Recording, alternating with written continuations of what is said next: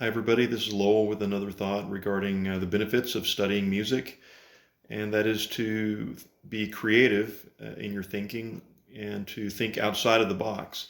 The word think out or the phrase think outside of the box refers to thinking differently than other people do.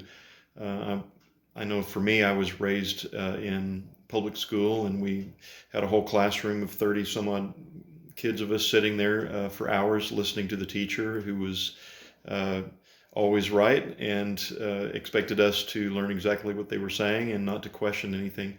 But there comes a time in all of our lives where it's important to feel um, capable of thinking differently and capable of seeing a subject or seeing a question in a different light than most other people do. We don't want to follow the herd off the cliff, so to speak. And so, how do you do that? How do you train yourself to think differently? Um, I really believe that music helps a lot in this way. When we're dealing with music, we're dealing with a subject that's intangible. It's difficult to pin down. If you had an invention that you had made, that invention, whether it's a paperclip or a can opener or something, it's physical. It's something that you own. It's an idea, but it's tangible. It's something that exists in the physical universe. Whereas music is a little bit different. It's intangible. Music deals with emotions. It deals with how do you quantify love? How do you quantify joy and peace?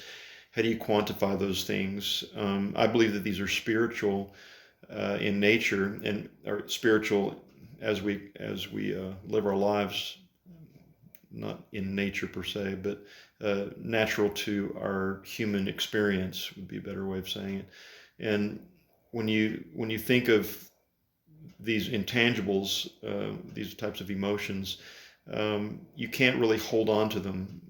And I believe that the only way that you can ultimately think outside of the box and think in a way that's differently than everybody else is thinking. Most people think in terms of tangible ideas. They think in terms of exact values and quantifiable things.